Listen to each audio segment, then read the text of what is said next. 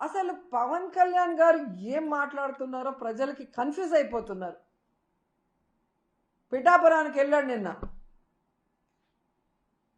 నేను క్షమాపణ చెప్పాను, మీరెందుకు చెప్పరు అని అడుగుతాడు. అప్పుడెప్పుడో అమ్మాయిల రేపులు జరిగినప్పుడు గమనించాను, బెత్తం దెబ్బలతో సరిచేద్దామంటాడు. ఇప్పుడు మనుషుల్ని చంపేసి క్షమాపణలతో సరిచేద్దామంటాడు.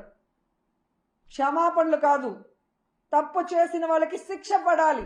ఆ తప్పు రిపీట్ కాకుండా చూసుకోవాల్సిన బాధ్యత నీకుంది. ఎందుకంటే ఈరోజు ప్రభుత్వంలో నువ్వు ఉన్నావు, డిప్యూటీ సీఎంగా నువ్వు ఉన్నావు,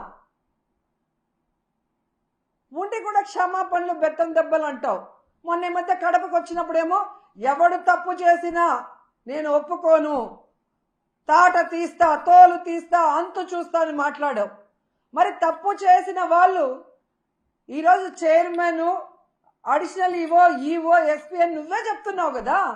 మరి ఎందుకు వాళ్ళ తోలు తీయట్లేదు, వాళ్ళ అంతు చూడట్లేదు, వాళ్ళ తాట తీయట్లేదు? మళ్ళీ పెద్ద పెద్ద డైలాగులు చెప్తున్నారు. నిన్న మీటింగ్లో నేను పిఠాపురంలోనే అనుకుంటా, కులం పేరుతో ఎవరైనా తప్పించుకోవాలని చూస్తే నేను చూస్తూ ఊరుకోను అన్నాడు.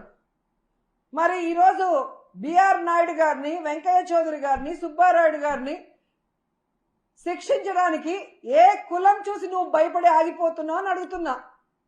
నీ పక్కన నిన్న పిఠాపురంలో ఉన్నాడు పంతం నానాజీ, ఒక డాక్టర్ కమ్ ప్రొఫెసర్ అయిన ఒక ఎస్సీ మేధావిని గూబ పగలగొడితే నీ కులమని ఆపేస్తావా? శిక్షించకుండా, కేసు పెట్టకుండా?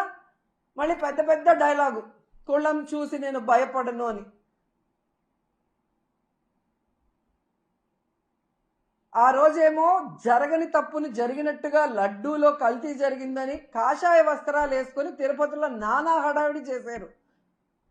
ఈ రోజేమో తప్పించుకొని తిరుగుతూ క్షమాపణ చెప్తే చాలంటారు. మీ ద్వంద్వ వైఖరి చూస్తున్నారు. ఏదైతే తెలంగాణలో సంధ్యా థియేటర్లో తొక్కిసలాటలో ఒక్కరు చనిపోతే 14 మంది, సినిమా హీరోతో సహా థియేటర్ యాజమాన్యం వరకు 14 మంది మీద కేసులు, క్రిమినల్ కేసులు ఫైల్ చేశారో, ఈరోజు చంద్రబాబు నాయుడు అవసరం లేకపోయినా కుప్పంలో మీటింగ్ పెట్టుకొని అఫీషియల్స్ని తిప్పుకొని ఇక్కడ 6 మంది ప్రాణాలు తీసి 60 మంది గాయాలకు కారణమైనందుకు ఆయనతో సహా టీటీడీ పాలకవర్గంతో సహా ఎస్పీతో సహా అందరి మీద క్రిమినల్ కేసులు నమోదు చేయాలని డిమాండ్ చేస్తున్నాం. ఈ దేశంలో ఉన్న అన్ని న్యాయస్థానాల్ని కోరుతున్నాం, దీన్ని సుమోటోగా తీసుకొని తప్పు చేసిన వాళ్ళ మీద కేసులు పెట్టి విచారించి శిక్షించండి అని కూడా మేము కోరుకుంటున్నాం. ఎంత బాధాకరం అంటే, నా చిన్నప్పటి నుంచి చూస్తున్నాను, కొండ మీద ఇంత తక్కువ జనం ఎప్పుడూ లేరు. టోకన్లు తీసుకున్న వాళ్ళు కూడా చాలా మంది దర్శనానికి రాలేదు అంటే వీరి వల్ల తిరుమల ప్రతిష్ట ఎంత దిగజారిపోయింది, భగవంతుని దర్శనం చేసుకోవాలంటే ఎంత భయం పుట్టిందో ప్రజల్లో మీరు గమనించండి. మొన్న జరిగిన ఇన్సిడెంట్తో తిరుమలనే కాదు, సింహాచలంలో కూడా భక్తుల రద్దీ లేకపోవడం మీరు గమనించాలి. ఎవరైతే ఉన్నారో మఠాధిపతులు బయటికి రండి. హిందుత్వాన్ని, మన దేవుళ్ళని, మన టెంపుళ్ళని ఈరోజు పరువు ప్రతిష్ట దిగజార్చే విధంగా పరిపాలిస్తున్న ఈ చంద్రబాబు నాయుడు, పవన్ కళ్యాణ్కి బుద్ధి చెప్పండి. ఏ హిందూ భక్తుల ప్రాణాలు పోయాయో వారి కుటుంబాలకు అండగా నిలబడి తప్పు చేసిన వాళ్ళని శిక్షించే విధంగా మనమందరం కలిసికట్టుగా పోరాడదామని కోరుకుంటున్నాను. ఎందుకంటే ఈ చంద్రబాబు నాయుడు తప్పించుకునే రాజకీయాలు చేస్తారు. పవన్ కళ్యాణ్ ఏమో సినిమా డైలాగులు చెప్పినట్టు చెప్తాడు కానీ మళ్ళీ ఎక్కడెక్కడో ఏం చేయడు.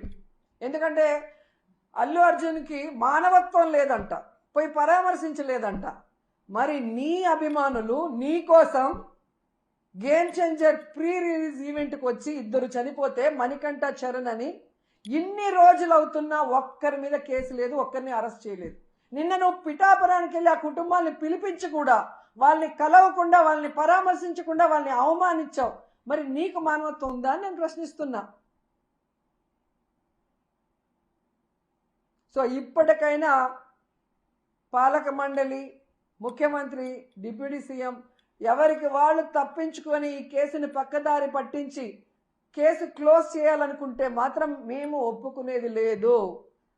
ఆ కుటుంబాలకి మేము అండగా నిలబడతాం. ఆ కుటుంబాలకి న్యాయం జరిగేంత వరకు పోరాడతాం. అటు న్యాయపరంగా పోరాడతాం, ఇటు ప్రజలకి అండగా నిలబడి కూడా పోరాడతామని కూడా ఈ సందర్భంగా తెలియజేసుకుంటున్నాం.